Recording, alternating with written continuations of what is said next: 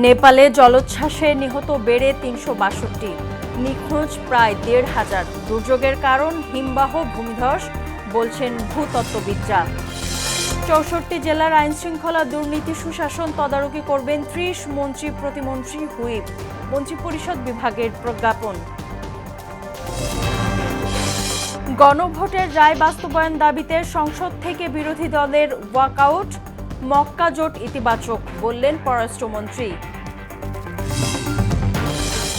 এবং মালয়েশিয়ায় অভিযানে ২৪৫ বাংলাদেশি আটক, দেশে ফিরল সৌদি আরবে অগ্নিকাণ্ডে নিহত ১৬ বাংলাদেশির ৯ জনের মরদেহ।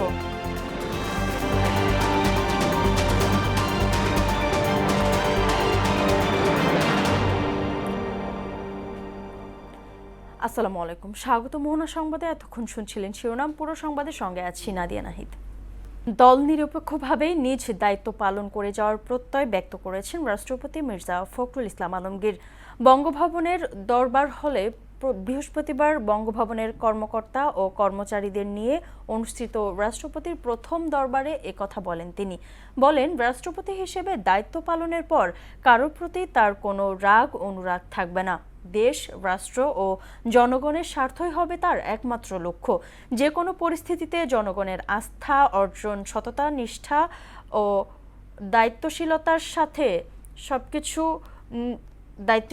সাথে নিশ্চিতের ওপর গুরুত্বারোপ করেন তিনি। রাষ্ট্রীয় ব্যয়ের ক্ষেত্রে সাশ্রয়ী ও দায়িত্বশীল এবং অপচয় রোধের আহ্বান জানান তিনি।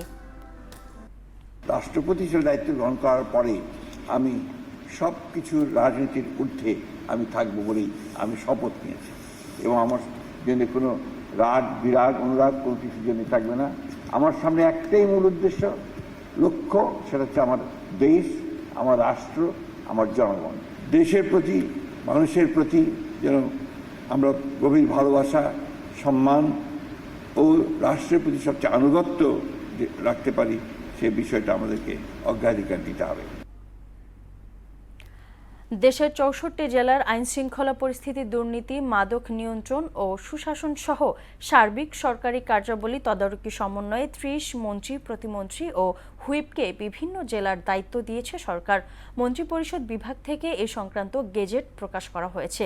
এতে বলা হয়, দায়িত্বপ্রাপ্ত এসব মন্ত্রী প্রতিমন্ত্রী ও জাতীয় সংসদের হুইপগণ মাদকদ্রব্যের অপব্যবহার ও অবৈধ পাচার নিয়ন্ত্রণ, চোরাচালান প্রতিরোধ, গুরুতর অপরাধ দমন সহ জেলার সার্বিক আইনশৃঙ্খলা পরিস্থিতি স্বাভাবিক ও সমুন্নত রাখার লক্ষ্যে সংশ্লিষ্ট সরকারি দপ্তরগুলোকে প্রয়োজনীয় পরামর্শ দেবেন।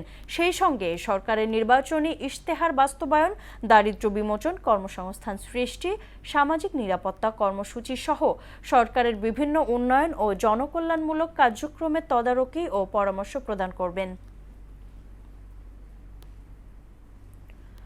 ত্রয়োদশ জাতীয় সংসদের তৃতীয় অধিবেশন থেকে ওয়াকআউট করেছে বিরোধী দলীয় জামায়াত ইসলামী। দিনের কার্যসূচি অনুযায়ী আইন প্রণয়ন কার্যাবলী পর্বে ওয়াকআউটের ঘোষণা দেন বিরোধী দলীয় নেতা ডাক্তার শফিকুর রহমান।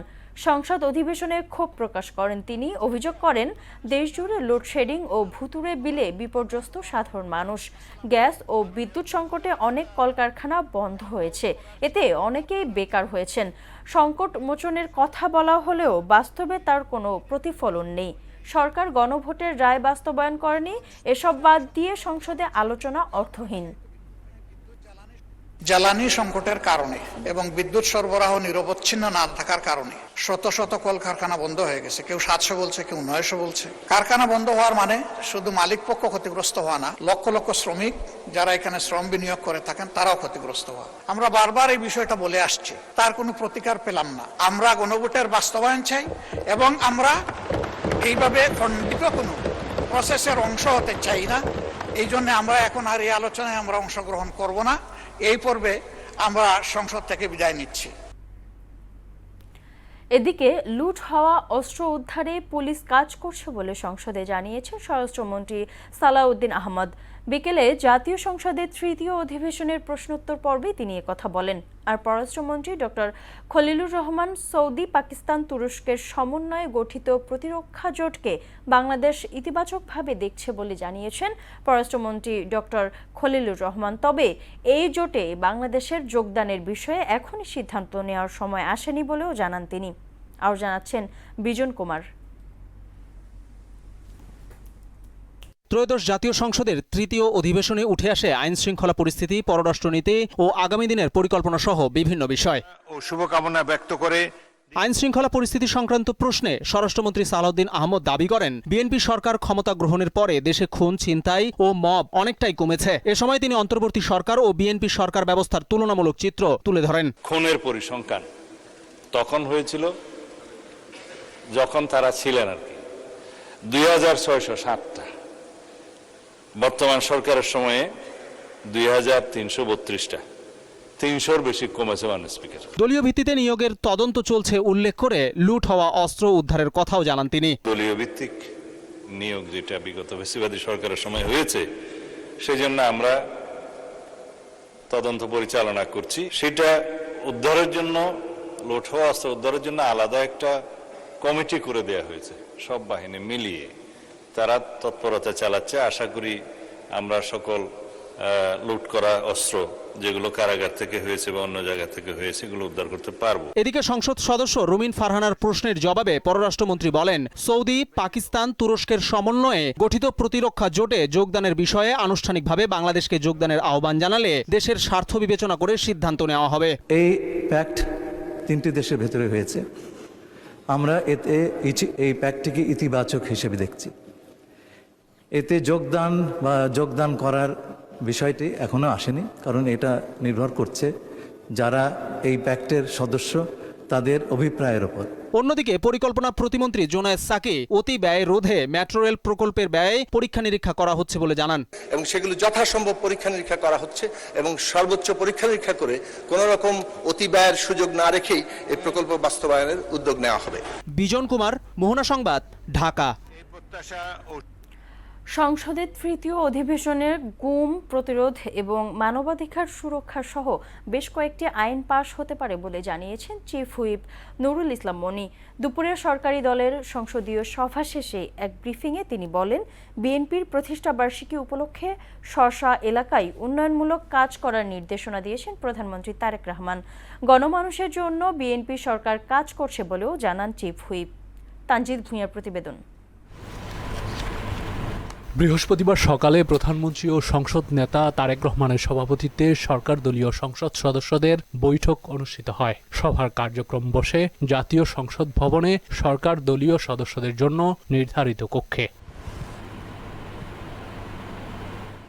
এরপর সংসদের গণমাধ্যম কেন্দ্রে আয়োজিত ব্রিফিংয়ে বৈঠকের বিষয়ে বিস্তারিত জানান চিফ হুইপ নুরুল ইসলাম মনি। তুলে ধরেন সরকার প্রধানের দেয়া বিভিন্ন দিক নির্দেশনার কথা। গত 55 বছরের ইতিহাসে সংসদে বিরোধী দলের কোন নেতা সভাপতির পদে ছিলেন না। একমাত্র কমিটি পাবলিক অ্যাকাউন্টস কমিটি, এই কমিটি ছাড়া আর কোনো পদে ছিলেন না। গত 55 বছরে বিরোধী দল থেকে কোনো সদস্য সভাপতি পদ অলঙ্কৃত করেন নাই, একমাত্র পাবলিক অ্যাওয়ার্ডস কমিটি ছাড়া। এবং পাবলিক অ্যাওয়ার্ডস কমিটি যে করেছেন সেটা আমাদের নতুন রাষ্ট্রপতি জিয়াউর রহমান সাহেব করেছিলেন। জাতীয় সংসদের তৃতীয় অধিবেশনে পারিবারিক সম্পত্তি হস্তান্তর, গুম ও মানবাধিকার সুরক্ষা সংক্রান্ত বিল উত্থাপন করা হবে বলেও জানান চিফ হুইপ। বলেন, বর্তমান সরকার জুলাই সনদ বাস্তবায়নে প্রতিশ্রুতিবদ্ধ। এক্ষেত্রে বিরোধী দলেরও সহযোগিতা প্রয়োজন। আমরা ইতিমধ্যে বেশ কয়েকটা বিল হাতে পেয়েছি, যেমন ট্রান্সফার অফ দ্য প্রপার্টি, তারপর গুমের সংক্রান্ত বিষয়ে আইন, মানবাধিকার সংক্রান্ত বিষয়ে আইন। এই 3টে আইন আমরা ইতিমধ্যে হাতে পেয়েছি, যেটা আজকে উত্থাপিত হবে। আর আরও 2-3টা আইন আমাদের আসবে, যেটা আমরা হয়তো প্রিপারেশন নেব। সেই অনুযায়ী আমাদের সংসদ কতদিন চলবে সেইটা আমরা কাজ করব। সংসদীয় কমিটিতে আমরা যে জুলাই সনদ বাস্তবায়ন করি তাহলে সেই ক্ষেত্রে যে আমাদের সিদ্ধান্ত আছে যে বিরোধী দল থেকে আমরা 10 জন সদস্য সভাপতির পদ। গণমানুষের জন্য বিএনপি সরকার কাজ করছে বলেও জানান নুরুল ইসলাম মনি। এই দেশের গণমানুষকে একত্রিত করে ঐক্যবদ্ধ করে আমরা যেন মানুষের মধ্যেই যেন আমাদের ভালোবাসাটা থাকে, তার জন্য বিশেষ করে তাদের সরকার এই সরকার এসছে এবং তাদের সরকার সকল সমস্যা সমাধানের জন্য চেষ্টা করছে। তানজিদ ভুইয়া, মোহনা সংবাদ, ঢাকা। নির্বাচনের প্রতিশ্রুতি অক্ষরে অক্ষরে পালন করা হবে বলে আশ্বস্ত করেছেন প্রধানমন্ত্রীর উপদেষ্টা ও বিএনপির স্থায়ী কমিটির সদস্য নজরুল ইসলাম খান। বলেন, দেশ পুনর্গঠনে সরকার সবাইকে সঙ্গে নিয়ে কাজ করতে চায়। এজন্য সব রাজনৈতিক জোট ও পক্ষকে ধৈর্য ধারণের আহ্বান জানান তিনি। বৃহস্পতিবার জাতীয় প্রেস ক্লাবের সাবেক প্রধানমন্ত্রী কাজী জাফর আহমেদের ১১তম মৃত্যুবার্ষিকী উপলক্ষে স্মরণ সভার আয়োজন করা হয়। দেশের বর্তমান পরিস্থিতিতে রাজনৈতিক দলগুলোর মধ্যে পারস্পরিক আস্থা ও ধৈর্য ধরে কাজ করার কোনো বিকল্প নেই বলেও জানান তিনি। আমাদের যে নির্বাচনের প্রতিশ্রুতি তার আলোকে সারা দেশের মানুষের জন্য আপনারা দেখেছেন যে কিছু কিছু কর্মসূচি নেওয়া হয়েছে।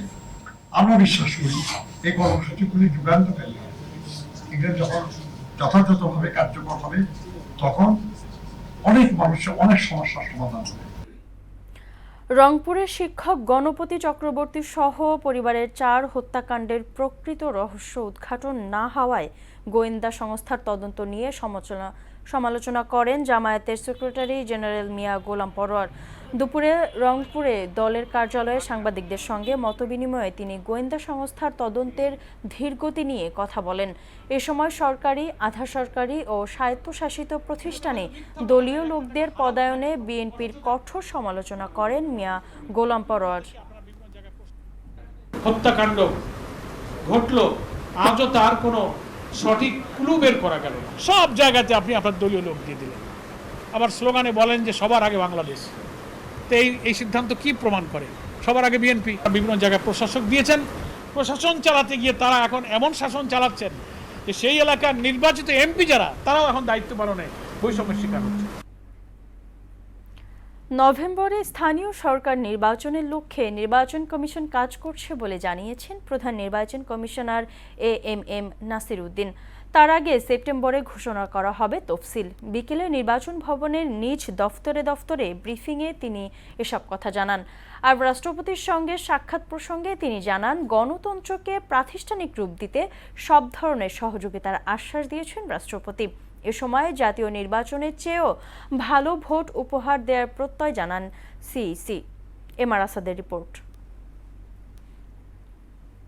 বৃহস্পতিবার দুপুরে নবনির্বাচিত রাষ্ট্রপতির সঙ্গে বঙ্গভবনে সাক্ষাৎ করেন সিইসি ও ৩ কমিশনার। পরে বিকেলে এ নিয়ে গণমাধ্যমকে ব্রিফ করেন সিইসি এএমএম নাসির উদ্দিন।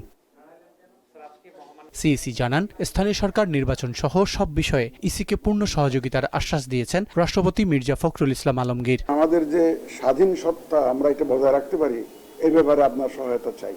উনি বলেন যে আমার সহায়তা পাবেন। এখন আমি যে চেয়ারে বসছি আমারও তো নিউট্রালি বিহেভ করতে হবে সবকিছু, এবং আপনাদেরকে যাবতীয় সহযোগিতা আমার পক্ষ থেকে আপনারা পাবেন। আপনারা যে কোনো বিষয়ে আপনারা যেটা চাচ্ছেন যে নিরপেক্ষতা আপনাদের কাছে কাম্য, আমিও চাই। সেপ্টেম্বরে তফসিল ও নভেম্বরে নির্বাচনের লক্ষ্যে কমিশন কাজ করছে বলেও জানান তিনি। ঠাকুরগাঁওয়ের জন্য আবার একটা বাই ইলেকশন আছে, ওটা আমার 90 দিনের মধ্যে শেষ করতে হবে। এই 90 দিনের মধ্যে শেষ করতে গেলে তাহলে যাতে ক্ল্যাশ না হয়, কারণ আমার তো ইউনিয়ন পরিষদ তো ঠাকুরগাঁও আছে, যাতে ক্ল্যাশ যাতে না হয় সেটা ইনশিওর করে আগাতে হচ্ছে আমাদেরকে। ইন এনি কেস আমার মনে হয় আমরা এই সেপ্টেম্বরের মধ্যে একটা শিডিউল দিতে পারবো। জাতীয় নির্বাচনের চেয়েও গ্রহণযোগ্য ভোট আয়োজনের আশ্বাস দেন সিইসি এএমএম নাসির উদ্দিন। এখানেও ঢোকানোর জন্য আমরা প্রপোজাল তো অলরেডি মন্ত্রণালয়ে চলে গেছে আমাদের। এমআর আসাদ, মোহনা সংবাদ, ঢাকা। আইন অ্যামেন্ডমেন্ট না হলেও মালয়েশিয়ায় 3 দিনব্যাপী অভিযান চালিয়েছে দেশটির ইমিগ্রেশন বিভাগ। বিশেষ এ অভিযানে 528 অভিবাসীকে আটক করা হয়েছে। এদের মধ্যে 245 জনই বাংলাদেশি। বৃহস্পতিবার এ তথ্য নিশ্চিত করেছেন মালয়েশিয়ার ইমিগ্রেশন এনফোর্সমেন্ট বিভাগের পরিচালক দাতুক বাশরি ওথমান। নিউ স্ট্রেটস টাইমসের খবরে বলা হয়, গত 25 আগস্ট থেকে 27 আগস্ট পর্যন্ত দেশের 8টি নির্মাণস্থলে অপস সাসার নামক এই বিশেষ অভিযান পরিচালিত হয়। বাংলাদেশি ছাড়াও ইন্দোনেশিয়ার 119 জন, ভারতের 23 জন, মিয়ানমারের 100 জন, নেপালের 4 জন এবং অন্যান্য দেশের 37 জন নাগরিক রয়েছেন। আটকদের তদন্ত ও পরবর্তী আইনি ব্যবস্থা নেওয়ার জন্য বিভিন্ন ইমিগ্রেশন ডিটেনশন ডিপোতে রাখা হবে বলে জানিয়েছে কর্তৃপক্ষ। সৌদি আরবের রিয়াদে সোফা কারখানায় অগ্নিকাণ্ডে নিহত ১৬ বাংলাদেশির মধ্যে শনাক্ত ৯ জনের মরদেহ দেশে এসে পৌঁছেছে। বিকেলে ৪টা ৫ বিমান বাংলাদেশ এয়ারলাইন্সের BG-430 ফ্লাইটে করে মরদেহগুলো হজরত শাহজালাল আন্তর্জাতিক বিমানবন্দরে এসে পৌঁছায়। এ সময় নিহতদের স্বজনদের পাশাপাশি বিমানবন্দরে উপস্থিত ছিলেন প্রবাসী কল্যাণ ও বৈদেশিক কর্মসংস্থান মন্ত্রী আরিফুল হক চৌধুরী। প্রয়োজনীয় আইনি আনুষ্ঠানিকতা শেষে স্বজনেরা মরদেহ নিয়ে নিজ নিজ গ্রামের বাড়ির উদ্দেশ্যে রওনা দেয়। চট্টগ্রামের সীতাকুণ্ডের ফৌজদার হাটে রাষ্ট্রায়ত্ত জলিল টেক্সটাইল মিলস লিমিটেডের ৫৪.৯৯ একর জমিসহ সব সম্পত্তি বাংলাদেশ সেনাবাহিনীর কাছে হস্তান্তর করা হয়েছে। বাংলাদেশ সমরাস্ত্র কারখানা BOF এর আধুনিকায়নের লক্ষ্যে এ চুক্তি স্বাক্ষরিত হয়। এ সময় সমরাস্ত্র শিল্পকে রপ্তানিমুখী করে বৈদেশিক মুদ্রা অর্জনের উপর গুরুত্ব আরোপ করে সেনাপ্রধান ওয়াকারুজ্জামান বলেন, আমলাতান্ত্রিক জটিলতা নিরসন করা গেলে বাংলাদেশ বিশ্ববাজারে সমরাস্ত্র রপ্তানিতে নতুন উচ্চতায় পৌঁছাতে সক্ষম হবে। আর বাণিজ্যমন্ত্রী খন্দকার আব্দুল মুক্তাদির প্রতিরক্ষা প্রযুক্তি আধুনিকায়নে সরকারের দৃঢ় অঙ্গীকার পুনর্ব্যক্ত করেন। এখান থেকে ছাঁটাই হয়ে চলে গেছে, তার দ্বিগুণ তিনগুণ লোক এর কর্মসংস্থান এখানে হবে এবং এটা একটা রপ্তানিমুখী শিল্পে আমরা রূপান্তর করতে চাচ্ছি। এটা থেকে অনেক বৈদেশিক মুদ্রা অর্জন সম্ভব হবে। আমরা চাই আমাদের সব ধরনের পণ্য বাইরের পৃথিবীতে সমাদৃত হবে। আর প্রতিরক্ষা সামগ্রী রপ্তানি এটার মেজারমেন্ট শুধু ডলার ইউরো দিয়ে হবে না।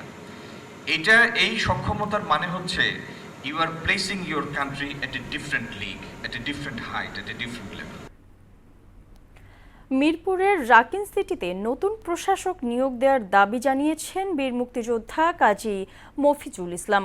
সকালে আগারগাঁওয়ের সমাজসেবা অধিদপ্তরের সংশ্লিষ্ট দপ্তরের মহাপরিচালকের কাছে অভিযোগ দিতে এসে তিনি একথা বলেন বর্তমান প্রশাসকের স্বেচ্ছাচারিতা এবং দুর্নীতির ফলে রাকিন সিটির বসবাসরত মানুষজন নিরুপায় হয়ে পড়েছে। আগামী ৩০ আগস্ট রাকিন সিটির নির্বাচন পেছানোরও জোর দাবি জানান তিনি। সব বাদ দিয়ে আমাদের সমিতির সদস্যদের বাদ দিয়ে উনি একটা নতুন একটা ভোটার লিস্ট করছে আজগুবি। তো সুতরাং এই বিষয়ে আমরা অভিযোগ জানাইতেছি। অপসারণ তো আমরা অবশ্যই চাই এবং ওনাকে অপসারণের দাবিতে মানববন্ধনও হয়েছিল এবং অনেক লেখালেখি হয়েছিল, কিন্তু তারপরেও উনি ব্যক্তিগতভাবে কোনো না কোনোভাবে প্রভাব খাটাই এখানে আবার আসছে। এখন উনি একটা ইলেকশন দিয়ে চলে যেতে চায়। শেষ করব মোহনা সংবাদ যাবার আগে শিরোনামগুলো আরো একবার।